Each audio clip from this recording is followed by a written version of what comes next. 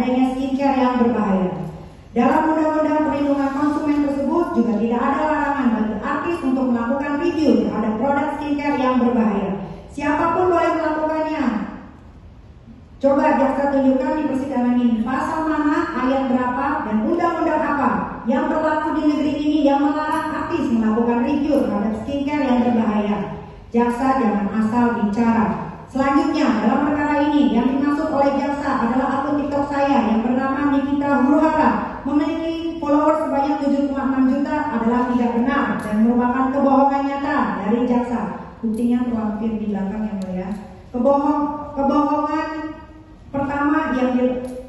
pertama dan diperlihatkan oleh jaksa dalam persidangan ini adalah akun TikTok saya yang bernama @Nikita Huru-Hara. Followersnya cuma 1,5 juta, bukan 7,6 juta. Kebohongan kedua yang dilakukan dan diperlihatkan oleh jaksa dalam persidangan ini adalah di akun TikTok saya bernama @Nikita Huru-Hara tidak pernah menjelek-jelekan produk Reza Gladys, tapi saya hanya merepost atau mengunggah kembali postingan dari Dr. Samira.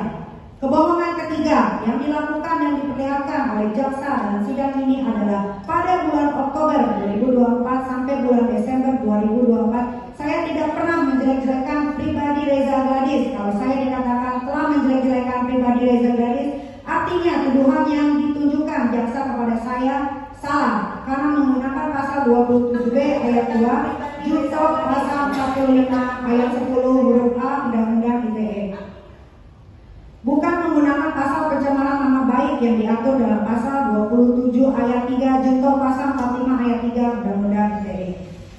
Majelis Hakim yang mulia, para pengunjung sidang yang terhormat, rekan-rekan media yang saya hormati, bahwa dalam repliknya jaksa umum mengatakan bahwa saya telah melakukan tindak pidana pencucian uang. Terhadap hal yang disampaikan tersebut, saya menanggapinya sebagai berikut. Bahwa berdasarkan hukum yang terungkap di persidangan, tidak ada upaya saya ini menyamarkan atau menyembunyikan asal usul harta kekayaan. Sama tidak mungkin saya dikatakan menyamarkan atau menyembunyikan harta kekayaan melakukan tindak pidana pencucian uang.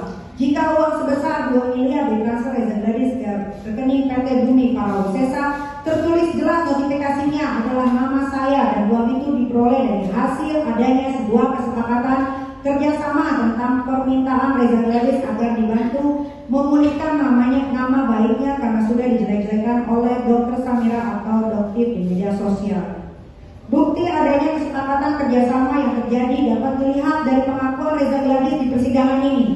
Yang mana Reza Gladys di muka persidangan mengatakan pemberian uang kepada Ismail Marzuki dilakukan karena adanya kesepakatan dan keterangan itu didengar sendiri oleh Bapak Hakim yang mulia.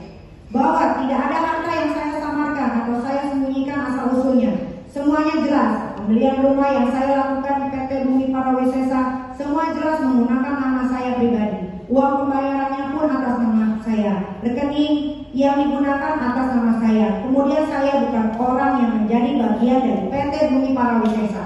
Saya bukan pendiri dari perusahaan itu. Saya juga bukan orang yang mengendalikan atau terafiliasi dengan perusahaan tersebut. Sehingga dengan fakta itu saya tidak dapat dikatakan melakukan tindak pidana pencucian uang. Jika kasus pencucian uang ini dipaksakan kepada saya, maka sesungguhnya Reza Gladys juga adalah pelaku pencucian uang karena uang yang diberikan kepada saya adalah uang dari hasil kejahatan yang dilakukannya untuk menjual produk skincare yang overclaim, overpriced, tidak terdaftar di BPOM, yang ditempel stiker dan mengandung bahan berbahaya. Apalagi kepala BPOM dalam rilisnya yang resmi sudah mengatakan produk skincare yang overclaim, overpriced, tidak terdaftar di BPOM dan mengandung bahan berbahaya adalah bentuk tindak pidana. Hal ini seperti yang dijelaskan oleh ahli pidana bernama Prof.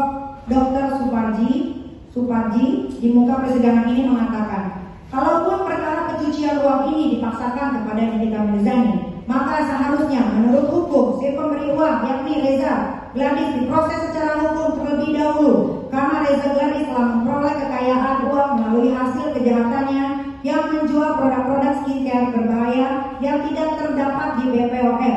Reza Gladys telah menyamarkan asal-usul hartanya.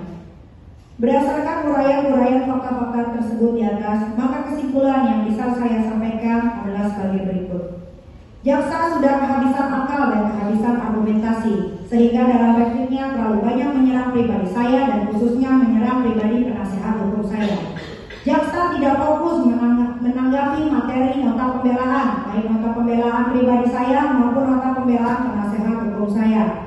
Jaksa punya masalah keluarga di rumah yang dibawa-bawa ke pengadilan, sehingga lebih fokus menyerang dengan membabi buta.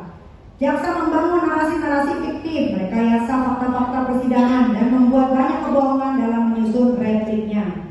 Jaksa telah melecehkan lembaga peradilan karena menuduh Bapak Hakim yang mulia tidak adil, hanya karena Bapak Hakim yang mulia memberi ruang kepada saya untuk membela diri. Jaksa telah arogan dan memperlihatkan mentalitas otoriter ke sewenang-wenangannya karena hanya ingin dia saja yang didengar dalam persidangan ini, sehingga menyimpulkan usaha saya menghadirkan saksi meringankan dan saksi ahli dan disetujui oleh Bapak Hakim yang mulia sebagai bentuk perbuatan Bapak Hakim yang mulia dalam rangka memanjakan saya dan penasehat hukum saya. Tidak terbukti kalau saya melakukan ancaman, pencemaran, atau ancaman membuka rahasia terkait produk Glowing Booster Cell atau salmon DNA yang ada jarum suntiknya. Tidak terbukti kalau saya melakukan tindak pidana pencucian uang karena faktanya uang tersebut diperoleh dari hasil kesepakatan, kerjasama, dan ditransfer ke rekening PT Bumi Parawisesa dengan tujuan mencantumkan nama saya. Di samping itu, saya bukan orang yang menjadi bagian dari PT Bumi Parawisesa. Saya bukan pendiri dari perusahaan itu. Saya juga bukan orang yang mengendalikannya atau terafiliasi dengan perusahaan tersebut. Sehingga dengan fakta itu saya tidak dapat dikatakan melakukan tindak pidana pencucian uang. Majelis Hakim yang mulia, para pengunjung sidang yang terhormat, rekan-rekan media yang saya hormati. Dalam tuntutan dan repliknya, jaksa penuntut umum mengatakan bahwa sejak awal tahun 2024 Reza Gladys sudah tidak menjual lagi produk salmon DNA di e-commerce. Tapi ternyata Allah membuka kebohongan jaksa dan Reza Gladys. Di akhir persidangan ini saya menemukan bukti bahwa pada tanggal 2 November 2024 Reza Gladys masih menjual produk Glowing Booster Cell atau salmon DNA di e-commerce tersebut. Dalam replik ini saya lampirkan buktinya. Jika dikatakan sejak awal 2024 produk itu tidak dijual lagi, maka artinya Reza Gladys telah memberikan keterangan bohong dalam persidangan ini. Karena faktanya pada tanggal 2 November 2024 Reza Gladys masih menjual produk itu di e-commerce. Berarti live TikTok Nikita Mirzani tanggal 14 Oktober 2024 mengatakan sejak 2024 masih menjual produk di e-commerce, sehingga kesimpulan jaksa